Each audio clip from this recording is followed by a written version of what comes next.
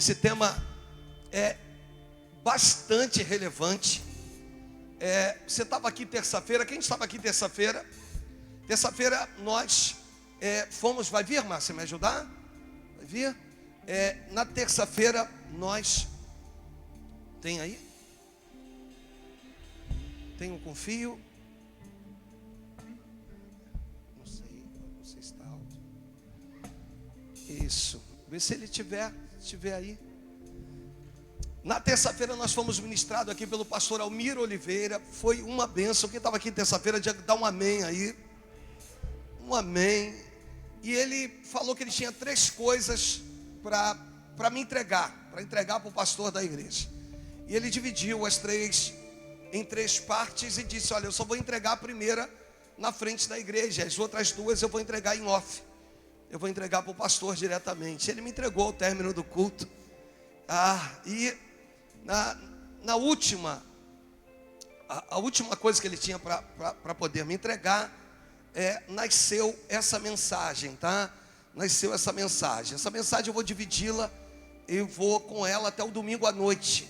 Então, por favor, esteja conosco, convide pessoas e que Papai do Céu possa abençoar muito a sua vida. Então podemos aí, Mateus, projeta o tema para a gente. E esse é o tema de hoje. Vamos lá, qual é o tema? Coloca uma vírgula logo depois do espere. Troca para a gente, coloca uma vírgula, só para dar uma sensação de que eu vou dar uma respirada e vou prosseguir com a minha frase, tá bom? Em nome de Jesus. Então vamos lá, qual é o tema? Vamos lá, com mais fé na unção, diga! Vira para alguém próximo de você e diga: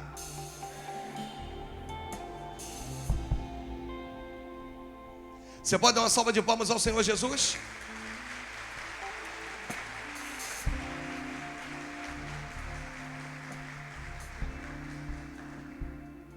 Você vai abrir a sua Bíblia comigo no primeiro livro das Crônicas dos Reis, lá no capítulo de número 12, no seu versículo de número 8. Primeiro Crônicas, porque se trata de livro, no capítulo 12, no seu versículo de número 8. Esse é o texto que nós vamos ler. Hoje eu estou com uma ajudante aqui, colaborando conosco, colaborando com a voz. E eu quero pedir muito ao Papai do Céu que me use para a sua vida. Ficamos aqui uma tarde quase que inteira preparando essa mensagem. Eu espero que Papai do Céu nos use pela misericórdia. Tá bom? Então podemos ler? Você achou aí o texto? Então vamos lá. Versículo de número 8, o texto diz assim: dos gaditas passaram-se para Davi a fortaleza no deserto. Homens valentes, homens de guerra para pelejar, armado de escudo e lança. Seu rosto era como de leões, e eram eles ligeiros como gazelas sobre os montes. Aí vai dizer, o 9 vai começar a citar nomes. Ézer, o cabeça. Obadias, o segundo. Eliabe, o terceiro. Mismana, o quarto. Jeremias, o quinto. Atai, o sexto. Eliel, o sétimo. Joanão, o oitavo. Eusabade, o nono. Jeremias, o décimo. Macbanai, o 10º. Estes, dos filhos de Gade, foram capitães do exército. O menor valia por 100 homens e o maior por 1000. Vamos lá, versículo 14, só aí. O texto diz assim, Márcia: estes, dos filhos de Gade, foram capitães do exército. O menor valia por 100 homens e o maior por 1000. Vamos ler mais uma vez, porque é muito forte. Como é que um homem, o menor vale por 100, o maior por 1000? Você entendeu isso aí, irmãos? Coisa louca. Vamos lá. E estes, dos filhos de Gade, foram capitães do exército. O menor valia por 100 homens e o maior por 1000. Os gaditas chegam para a vida de Davi, para o reinado de Davi, num momento bem diferente. claro que eu preciso te fazer entender quem foram os gaditas, da onde eles vieram, para que a gente consiga aqui prosseguir nesse texto. No livro do Gênesis, livro da criação, lá no capítulo 46, no versículo de número 16, começa a mostrar um pouquinho sobre Gade, da onde vieram os gaditas. O texto diz assim: os filhos de Gade: Zifion, Age, Suni, Esbom, Eri, Arode e Areli. Esse texto começa a mostrar que Gade teve 7 filhos, e que Gade era o 7º filho de Jacó. Então deixa eu repetir isso para isso ficar na tua cabeça. Gade era o 7º filho de Jacó, e ele também teve quantos filhos? 7 filhos. Só que Gade é filho de Jacó com uma escrava. A Bíblia diz que a sua mulher, ou uma das suas mulheres, Lia, quando ela perdeu os costumes que as mulheres possuíam, ou seja, quando ela parou de gerar filhos, ela trouxe uma mulher para que pudesse se deitar, que era Zilpa, para poder se deitar com Jacó e poder dar filho a Jacó. Então essa mulher era escrava de Lia. Essa mulher, ou essa escrava, foi concebida, foi dada a Lia no momento do casamento. E o pai vai lá, Labão, e dá uma escrava para Lia. E Lia então leva essa escrava com ela. Ou seja, era alguém que não tinha direitos, não possuía direitos. E quando ela perde os costumes das mulheres, acontece algo. Jacó se deita com a escrava gera Gade. E Gade então dá início a uma geração vitoriosa, os gaditas. E os gaditas então são formados de um exército poderoso. Gade significa grande exército. E nesse exato momento nós vamos observar que existem pessoas que vão gerar e outras que vão dar nome àquilo que foi gerado. No Gênesis, no capítulo 30, no versículo 9, e é claro que esse texto é histórico, e aí você de repente vai se confundir um pouquinho, mas daqui a pouco a gente desenrola isso. O texto diz assim, vendo Lia que ela mesmo cessara de conceber, tomou também a Zilpa, sua serva, e deu a Jacó por mulher. Versículo 10, o texto diz: Zilpa, serva de Lia, deu a Jacó um filho. Versículo 11, o texto diz: disse Lia, afortunada, e lhe chamou Gade. Quem dá o nome para o filho não é a mulher que gerou. Quem vai dar um nome para o filho é Lia, sua senhora. Então nós vamos observar que algumas pessoas acabam gerando aquilo que não sabem, que não tem autonomia para dar nome. Ela gera um filho de Jacó, mas ela não tem autonomia para dar nome. E a partir desse momento Lia vira e diz assim: eu estou aguardando a tua gestação, pois eu já tenho um nome para essa criança. Ele vai se chamar Gade. Gade, naquele momento que é dito isso sobre essa criança, é lançado de forma profética de que essa criança, ou seja, os seus descendentes seriam abençoadíssimos. Ou seja, eles fluiriam, eles seriam vencedores de guerra. Ou seja, profeticamente é isso que vai acontecer mais à frente. Mas eu quero falar a respeito exatamente disso, a respeito de alguém que vai gerar uma criança e não vai ter o poder de dar nome a essa criança. Quando você não conhece quem você é no reino, é dessa forma que o inimigo faz contigo. Você gera e você não tem o poder de dar nome àquilo que você gerou.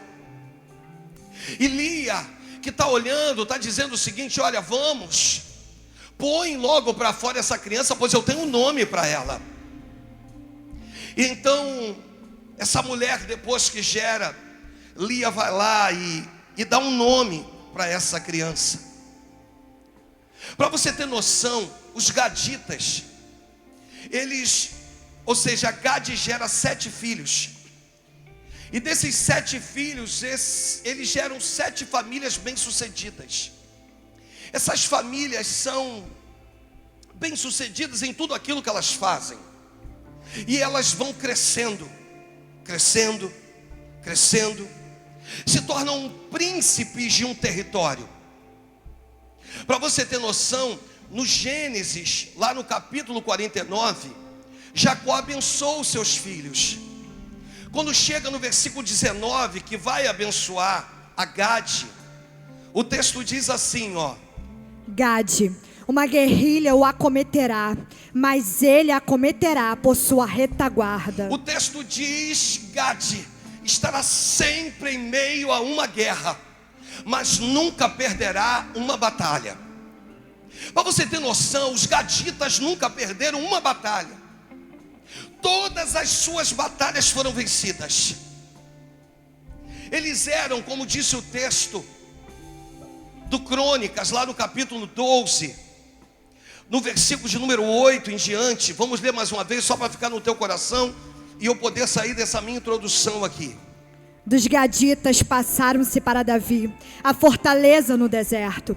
Homens valentes, homens de guerra para pelejar, armados de escudo e lança. Seu rosto era como de leões, e eram eles ligeiros como gazelas sobre os montes. Os gaditas tinham um rosto como o rosto de um leão. E há uma linha que diz que eles se pareciam com a leoa, porque quem caça é a leoa. São vencedores de guerra. O texto diz que eles são armados com escudo e lança. Isso é uma outra coisa que eu vou tratar com vocês aqui daqui a pouco. E diz que o rosto como de leões, que eles eram ligeiros como gazelas, bons, guerreiros, que manuseavam com as 2 mãos as suas armas. E nós vimos lá no versículo de número 14, nesse texto, que o menor representava, ou seja, diz o texto no versículo 14: Estes, dos filhos de Gade, foram capitães do exército. O menor valia por 100 homens e o maior por 1000.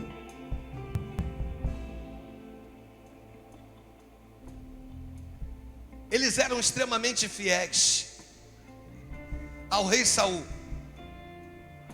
Deixa eu repetir isso, eles eram extremamente fiéis ao rei Saul. Mesmo sabendo que Saul havia sido rejeitado por Deus,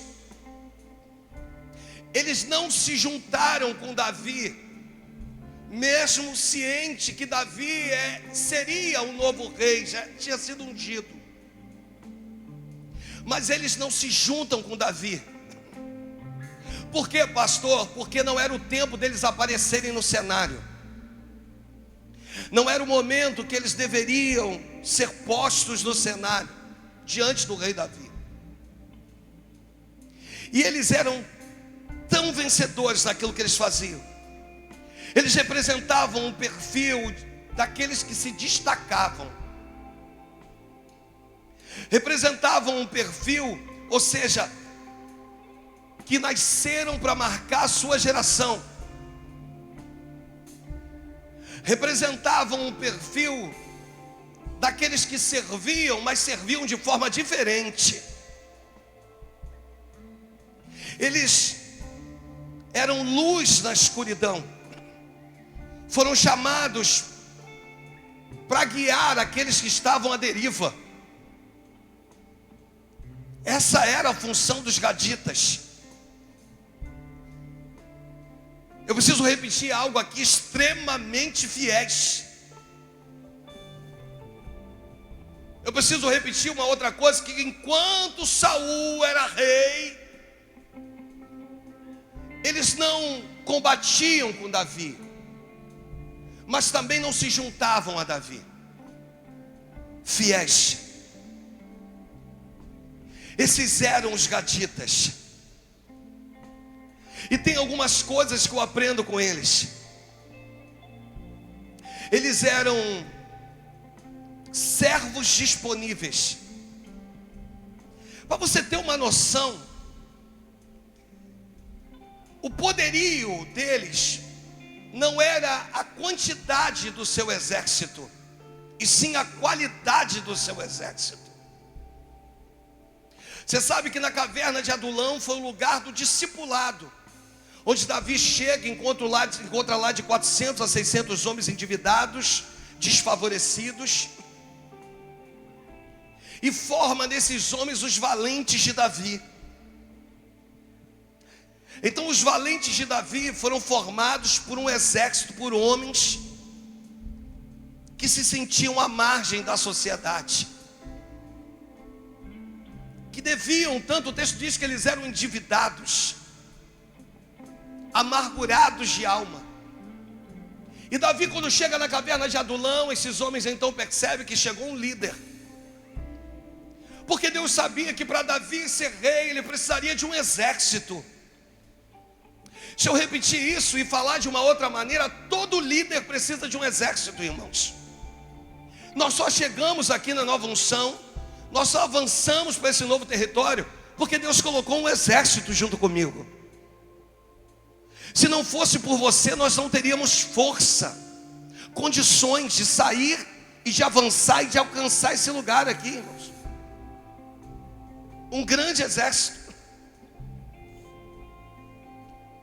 E os gaditas chegaram num cenário de forma diferente. Quando eles ouviram que Saul estava morto, eles desceram e foram até a fortaleza onde Davi estava no deserto. Ali eles eram tão imponentes que eles podiam lutar com Davi, eles podiam matar a Davi, mas eles decidem servir. Eles se apresentam como servos. Justamente esses homens que quando o inimigo olhava para eles, o inimigo temia. Justamente esses homens que quando, em meio a uma batalha, os inimigos, os grandes reis, hoje eu não vou falar sobre isso, mas domingo eu falo, eu te prometo, tremiam. E aí é que está. Aí começa a dificuldade. Por que se esses homens são tão valentes, tão bons, eles não apareceram lá na caverna de Adulão para se juntar com esses 400 ou 600 homens com Davi? Porque esses homens seriam um reforço que Deus estava enviando no tempo certo. Porque dentre os valentes de Davi, eu vou classificar um deles, Joabe, que quantas vezes foi infiel a Davi, ou desleal a Davi. E é interessante porque Joabe, um dos valentes de Davi, não quer o lugar de Davi, não. Tem gente que não quer o teu lugar, mas quer ser infiel debaixo do teu ministério, debaixo da tua liderança. Porque quando ele olha para o teu lugar, quando ela olha para o teu lugar, ela diz assim: não, está doido, está doido, está louco, ser pastor, ser líder, está doido, ser acometido de guerras, está doido. E no início do ministério de um pastor, é muito comum que o pastor torne-se motorista particular, bombeiro, porque tu apaga vários fogos, que você seja aquele que expulsa demônios, você corre, bate o corno e corre para cabecear, você é goleiro. E o que acontece é que quando Davi é reconhecido rei em Judá e depois em todo Israel, agora os inimigos vão se levantar contra Davi de uma forma totalmente diferente de outrora. Então deixa eu repetir isso para isso aí ficar no teu coração, você me dá toda a tua atenção. Quando ele é instituído rei em Judá, os inimigos se levantam. Mas pastor, Davi já tinha um exército, tinha os valentes. E o exército de Davi era bom, tinha Eleazar no exército de Davi. A Bíblia diz que Eleazar está com a mão na espada e está lutando e quando ele tenta soltar a espada, ele não consegue, porque havia ferido a sua mão e o metal estava no processo de cicatrização junto com o sangue daquela espada na sua mão. Eles tinham alguns que vinham com lança e matavam centenas. O exército de Davi era um exército bom, só que Deus olhou do alto e disse: Davi, não é suficiente esses que estão contigo. Eu preciso mandar reforço. Eu preciso enviar reforço. Hoje eu quero pegar o tema, dizer para você com todo amor e carinho: espere, o reforço está chegando. Não vai ser na tua caverna que o reforço vai chegar. Não vai ser no teu tempo de angústia que o reforço vai chegar. Ele vai chegar na hora certa, no momento certo. Deus olha e diz assim: ó, Davi, você já olhou para o seu exército? E aí eu estou conjecturando, é como se Davi dissesse: sim, Senhor, o meu exército é feito de 600 homens, são 600 homens, mas são homens valentes. Mas Deus olhasse do alto e dissesse assim: mas eu conheço o coração deles. Eu sei quem eles são, Davi. E agora que você é rei, eu preciso enviar reforço. Eu preciso enviar agora um grupo que se pareça mais comigo. Eu preciso enviar para você, porque no teu tempo de desconforto, no teu tempo de traições, no teu tempo de sofrimento, você vai suportar, sabe por quê? Porque você vai ter do teu lado pessoas em que os olhos dela vão brilhar para te defender, que vão para a guerra, que vão estar dispostos, Davi, a morrer por você.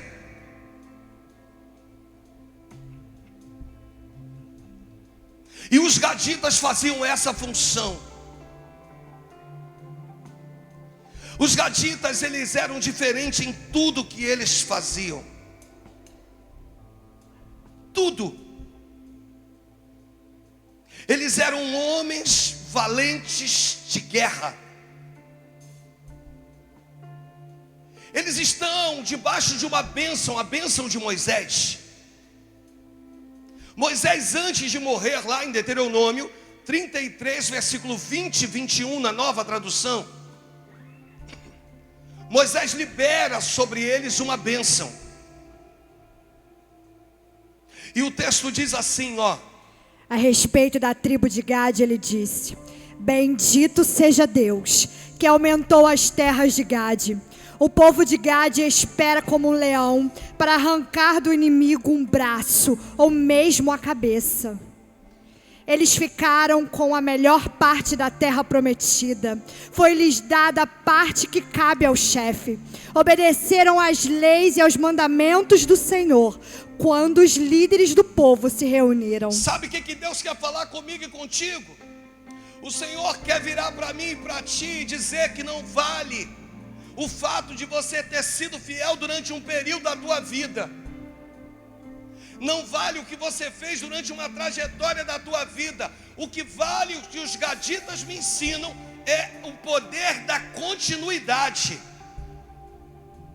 É compreender de que todas as vezes que eles iam para uma batalha, eles citavam lá o que o texto diz em Deuteronômio 33, versículo 20. Havia uma promessa sobre eles, e eles iam para a batalha debaixo de uma promessa. E à medida que eles seguiam, tem algo lindo aqui com a tribo de Gad, com os gaditas. Eles não encaravam uma guerra como uma guerra comum. Toda a guerra deles era um confronto espiritual. Então, se é espiritual, não é comigo, é com o Senhor. Você está entendendo? Diga amém. E eles vinham, eles fechavam as brechas. Deixa eu falar para você uma coisa: ninguém é vencedor por acaso. Desculpa, e ninguém é perdedor por acaso. Salmos de número 1, no seu verso de número 1, mostra a decadência da fabilidade humana. O quanto vamos nos tornando falíveis, devagar. O texto diz assim: bem-aventurado o homem, primeiro, que não anda no conselho dos ímpios, não se detém no caminho dos pecadores, e 3, não se assenta na roda dos escarnecedores. Ninguém cai de uma vez só, amados. A nossa queda é gradual. Primeiro você vem e anda no conselho dos ímpios, depois você não observe, você está no caminho dos pecadores, e daqui a pouco você está sentado na roda dos escarnecedores. E quando você vê, você está totalmente corrompido. E nós temos vivido dias tão difíceis, tão complicados, que ao invés de sermos bênção, ao invés de sermos uma leveza para o ministério, para a liderança, a gente se torna um peso. E os gaditas são diferentes, irmãos. Os gaditas são diferentes. Seu treinamento é o tempo todo com a boca fechada. Eles não conversavam entre eles no tempo de treinamento para a guerra. E quando iam para a guerra, eram movidos por sons.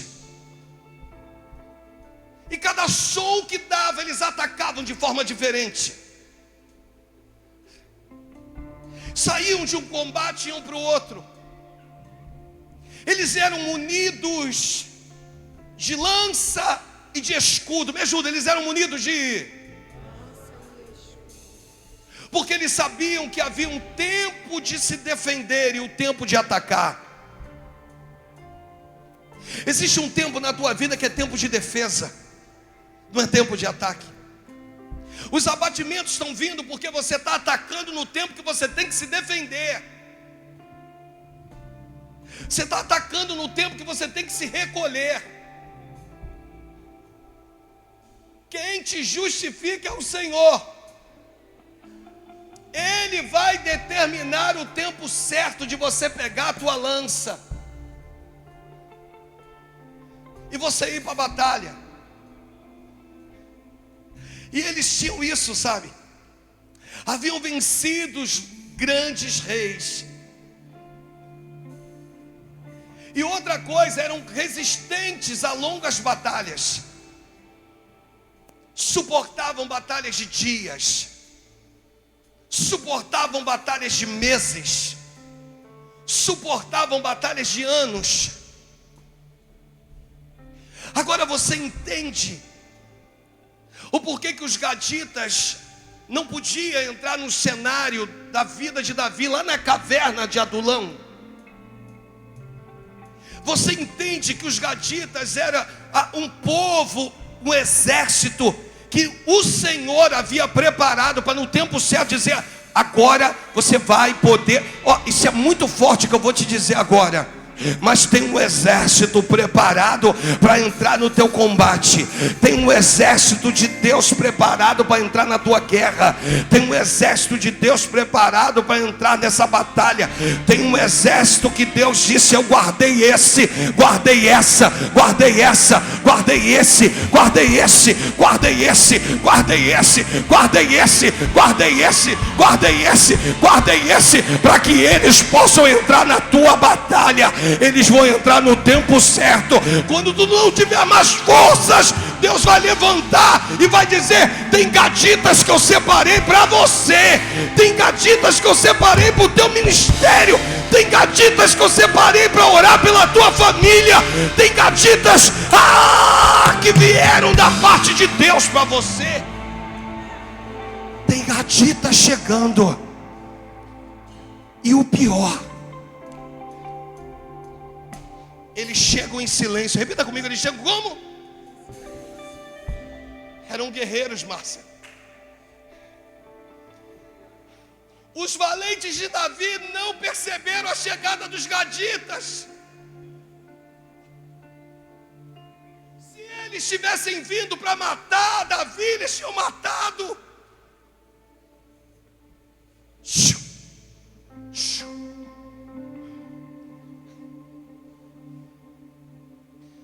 Tu não está ouvindo nada, mas o mundo espiritual está conspirando a teu favor.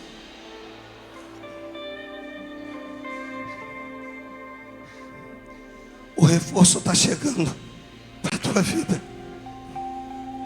O reforço está chegando para a tua família. O reforço está chegando para o teu ministério. Conta-se uma história verídica de que o pastor sai com a sua família da fé, junto com a sua família, para fazer um passeio. E seu filho vai à frente. Seu filho tinha por volta de 8 anos. Quantos anos? Vai na frente. De repente uma van desgovernada atinge o menino. E o menino tem vários ossos do seu corpo quebrados, ossos da bacia. Quando os paramédicos chegam, o atendimento chega, o médico que vem diz quem é o pai. O pai chega, o pai é o pastor. E o pai vai lá e se apresenta. Ele diz assim: olha, não espere nada, pois devido à gravidade do que houve com teu filho, não há esperança para ele. O pai ouve aquela voz do médico e vira para ele e diz assim: mas tem promessa de Deus para esse menino na terra. E o médico olha para o pai e percebe que o pai está um pouquinho descontrolado. E nisso a mãe desmaiou, voltou a si, desmaiou de novo. O menino foi para o hospital e está se preparando para o procedimento cirúrgico. Eram muitas cirurgias. E enquanto isso o pai está orando. O pai ora um dia. O pai avança para o segundo dia. O pai avança para o terceiro dia. Entre o primeiro e o terceiro dia, no segundo dia, o médico vira para ele e diz assim: rapaz, ainda que seu filho sobreviva, ele vai vegetar em cima de uma cama. E o pai vira para ele e diz assim: tem promessa de Deus para a vida do meu filho. Gadita é aquele que acredita. Por isso algumas pessoas vão aparecer na sua vida exatamente agora, porque elas acreditam em você, acreditam no teu ministério, acreditam no teu potencial, acreditam. Por isso elas vão vir sobre a tua vida agora. É o tempo dos gaditas. E no terceiro dia, depois de orar sem cessar, praticamente sem dormir, o pai, o pastor, vai até o médico, vira para ele e diz: doutor, o senhor havia dito que meu filho fraturou a bacia, que meu filho jamais sentaria, na vida dele. Não foi isso que o senhor disse? E o médico olhou para ele e disse: foi exatamente isso que aconteceu com o seu filho. Então, por favor, pastor, o doutor, dá uma olhadinha para ali, porque meu filho está sentado. E o médico olhou e disse: como pode isso? E o pai disse: olha, além dele estar sentado, agora ele já está falando. E disse que está com fome, que quer comer. Então eu vim aqui te dizer que essas histórias parecem história da carochinha para quem não crê no poder de Deus. O gadita, o verdadeiro gadita, é aquele que ora incessantemente, é aquele que não para, é aquele que vai adiante, é aquele que diz, quando todos dizem que não acreditam em você, é aquele que vai te estender a mão e vai dizer: eu acredito em você. Eu não quero o teu lugar. É tão lindo quando alguém vira para você e diz assim: eu não quero o teu lugar, eu só fui chamado para te servir. Esse é o tempo de irmão servindo irmão. Esse é o tempo de uma igreja que serve seus líderes. Esse é o tempo de gaditas que precisam se levantar sobre a terra. É esse o tempo.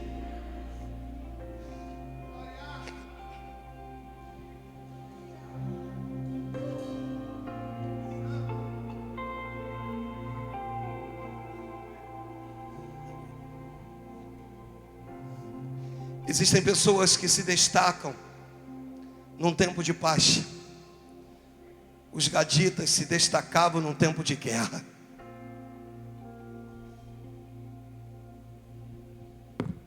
Essa é a primeira parte dessa mensagem.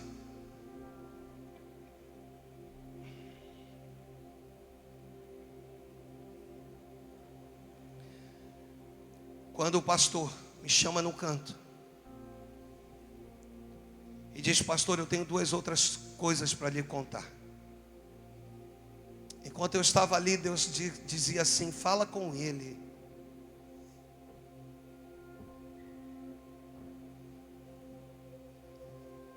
E à medida que ele foi falando, naquele mesmo dia eu havia dito uma palavra só com meu Senhor. Uma palavra.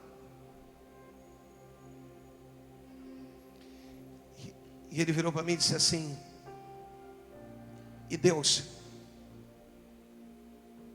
disse que ouviu a tua oração.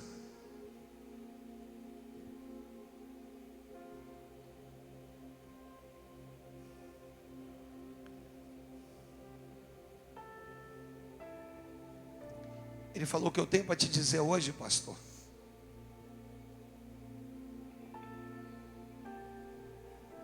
vai além das suas expectativas.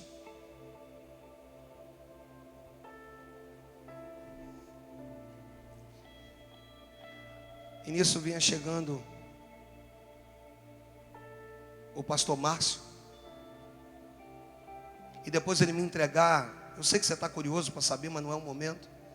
Tudo que ele precisou me entregar. Chegou o pastor Márcio perto da gente. Aí ele virou e disse assim: ele é teu irmão? Eu disse: é. Aí ele falou assim: tu tem observado que Deus colocou gaditas do teu lado?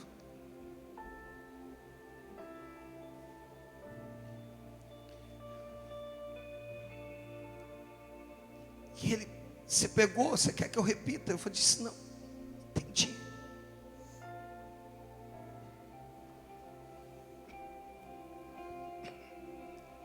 Só que nós podemos ser gaditas uns dos outros, irmãos.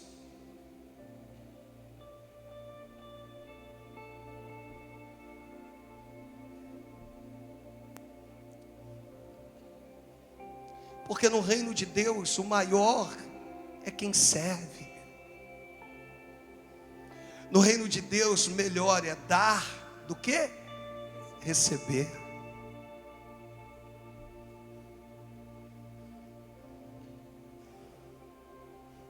Eu só quero ser gadita na tua vida.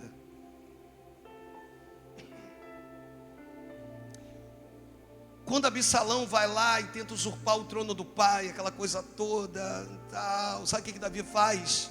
Foge. Por quê? Ficou com medo do filho? Como, gente? Davi era guerreiro. Sabe o que ele deixa para trás? A coroa. Sabe o que ele deixa para trás? O ouro. Sabe o que ele deixa para trás? A sua tenda. e foge. Absalão, tu quer isso aí para você, cara? É isso aí que você quer para você?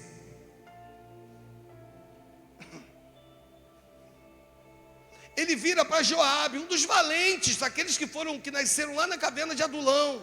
Diz: não mate meu filho. E Joabe foi lá e matou o filho dele.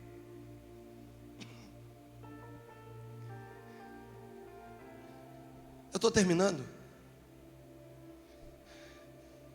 Deus quer colocar do teu lado pessoas que entendam de fato qual é o propósito estabelecido por Deus na tua vida. Que caminhem lado a lado.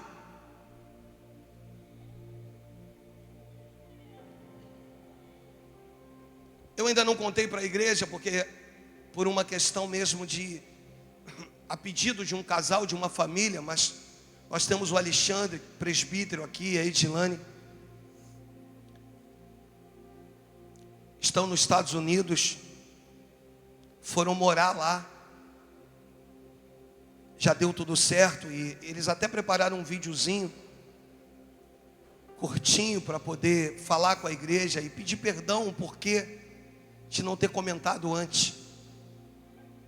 E pediram, eu fui controlando eles, orando por eles, chegaram no México e tal, cruzaram a fronteira, deu tudo certo. Tem uma tia, a irmã dela já está lá, deu tudo certo.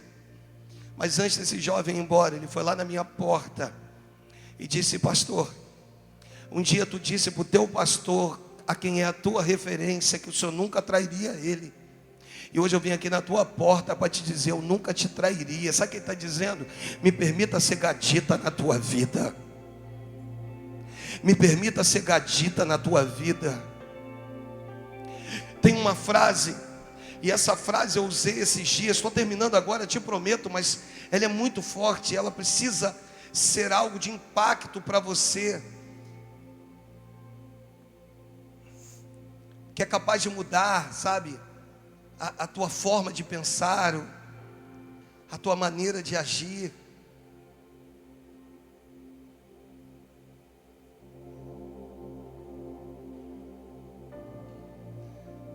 A frase diz o seguinte: não me conte o que eles falaram a meu respeito, diga-me apenas por que eles por que eles estavam tão confortáveis em dizer isso na sua frente. Os valentes de Davi eram valentes, irmãos, mas erraram.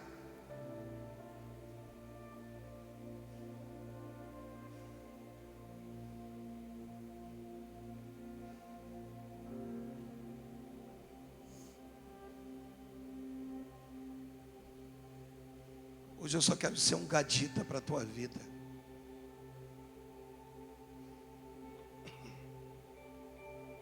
Que você brilhe, que a tua vida flua, que as bênçãos de Deus te alcancem. Eu quero só ser instrumento para estar orando por você.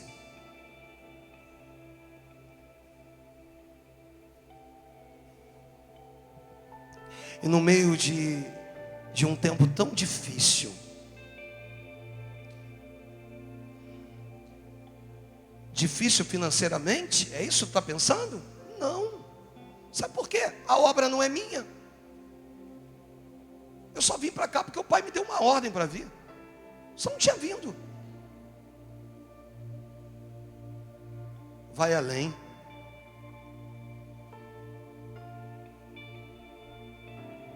No tempo de rompimentos de palavras,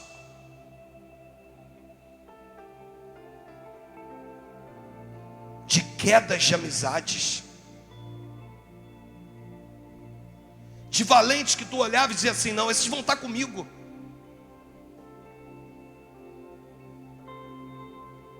E não, esses não, você aqui não, isso é fechamento, cara. E no auge das dores, no auge dos acontecimentos, Deus vira e diz assim: ó, tenho eu colocado gaditas do seu lado.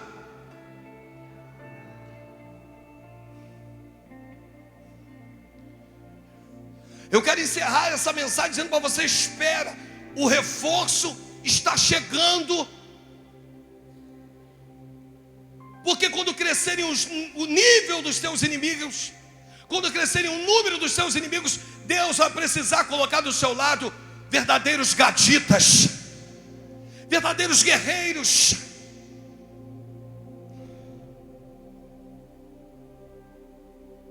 E as coisas fluirão, acontecerão. Tem algo que o meu pastor Níger, me falou há muitos anos atrás. Ele disse assim: quem fala para mim, fala de mim. Gaditas, aqueles que chegam no silêncio.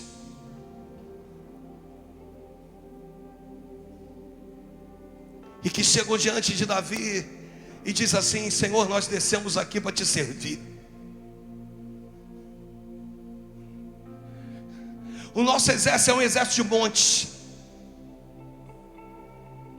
mas nós descemos para te servir.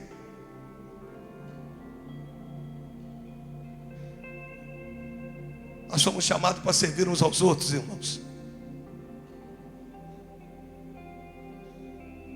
E desculpa o que eu vou dizer, dar continuidade, irmos até o fim. Ir até o fim não necessariamente é uma caminhada juntos, eu e você, você e eu.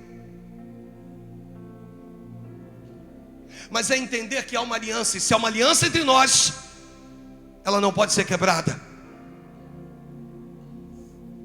Essa noite Deus quer pegar a igreja e quer dar a ela as características dos gaditas, aqueles que vão chegar no momento certo, ou vão te dar um abraço na hora certa, vão dizer que te amo na hora certa, vão dizer que você é importante na hora certa, vão dizer o quanto com você eu acredito no teu ministério, vão dizer para você, vão estar contigo lado a lado, braço a braço, no tempo da dor, no tempo da adversidade, no tempo dos problemas.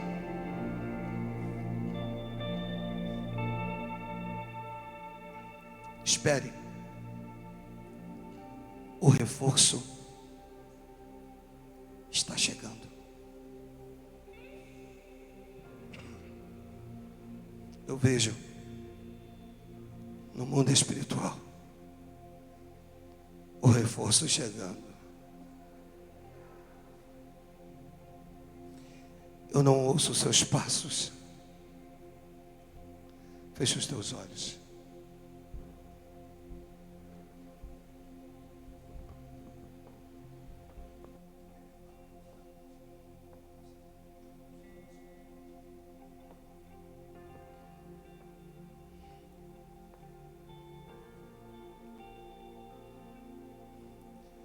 Fique de pé em nome de Jesus.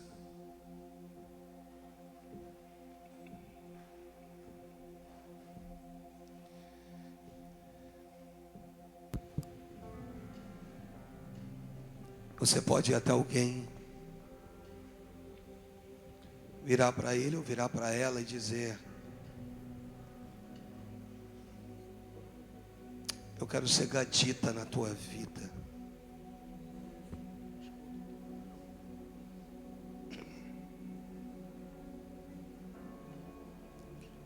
Eu quero ser gadita na tua vida.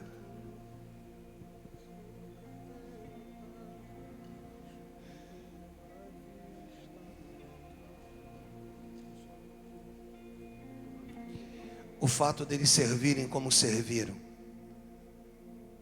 elevou eles a patamares onde eles herdaram a melhor parte da terra prometida.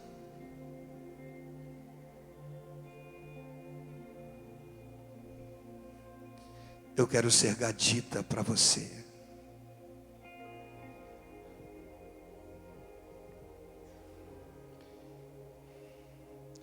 Algumas pessoas às vezes nos procuram e dizem assim: mas pastor, o senhor não chegou, o Senhor não passou mensagem, o Senhor não nos procurou. Nem o Senhor, nem a pastora. Talvez aquele não foi o tempo. Naquele tempo qualquer pessoa podia fazer. Nesse tempo que tu está vivendo, o tempo é tão doído, é tão doloroso.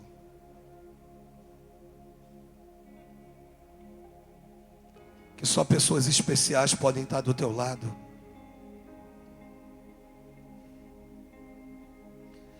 Só pessoas especiais podem estar contigo.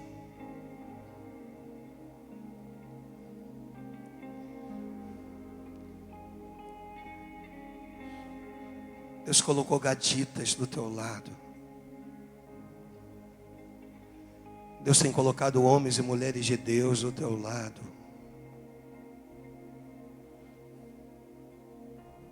Verdadeiros guerreiros.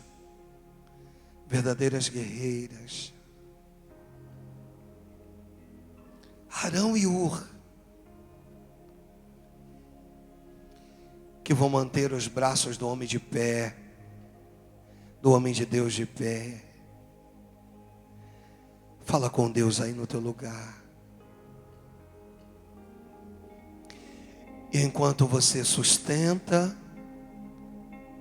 Deus te dá a melhor parte, sem você guerrear por essa terra.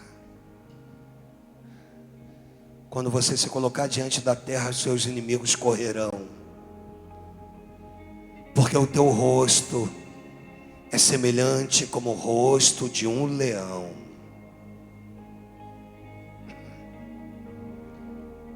E tu és daquele que se parece com o teu Criador.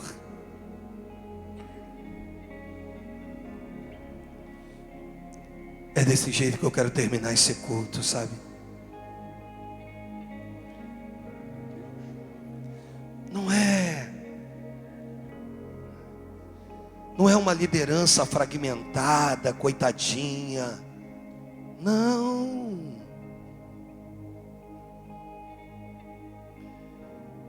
É uma liderança que sempre foi forte.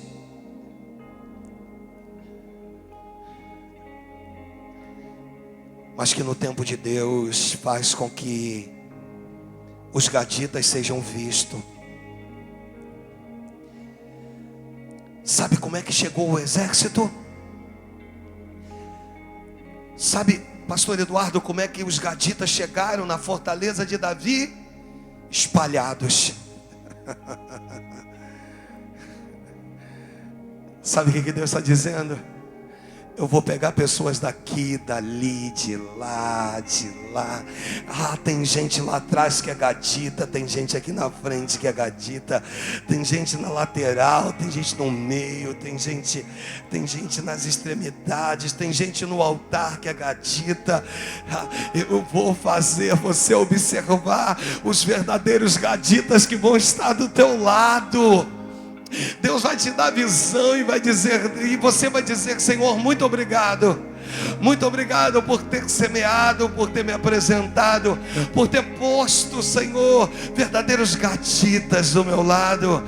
Oh, trabalhadores da casa do Pai, pastores da casa do Pai, sejam instrumentos de Deus, sejam gaditas desse tempo, sejam daqueles que se apresentem, sejam servos, boca fechada, não fala nada, não murmura, não contenda, sabe, não esmureça, não turbe o vosso coração, se alegre. Alguém virou para mim esses dias e disse assim: pastor, eu escutei meio com uma conversa de alguém que fez assim: pô, você reparou que o pastor trocou de carro?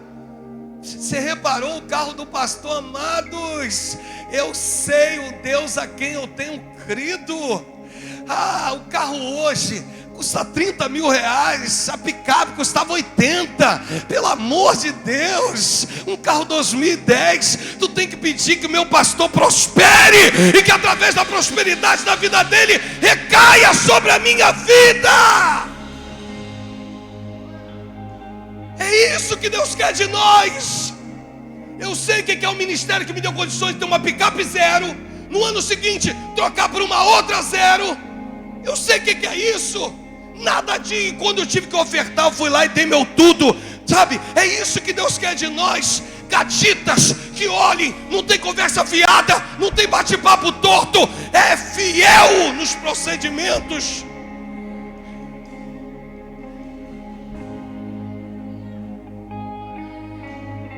Ah, mas é tão bonito o carro do pastor. Claro, eu não sou burro.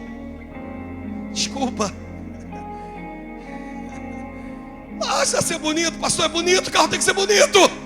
Ah, ora bolas. Mas isso é motivo de alegria. Entendeu, Márcia? Isso é motivo da gente olhar e falar assim: Deus, tu está nesse ministério. Porque quantas foram as vidas aqui? Eu tenho vários gaditas aqui que eu impus as minhas mãos e disse: Deus vai te prosperar.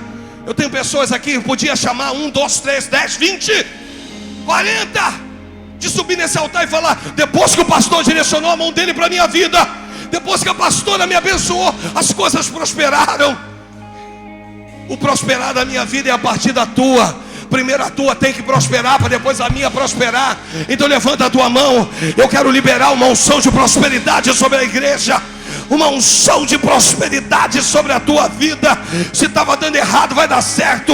Se não estava acontecendo, vai passar a acontecer. Se o milagre não estava vindo, a partir de hoje ele virá, para a honra e glória do Senhor Jesus. Hoje Deus mandou te dizer: eu sou com vocês, porque vocês têm sido gaditas para o meu filho. Vocês têm sido gaditas nesse lugar. Vocês têm mantido os braços dele de pé. Vocês têm abençoado esse ministério. Então, sejam a melhor parte é para vocês. A melhor parte vai ser a de vocês. No território da terra prometida, a melhor parte vai ser a de vocês.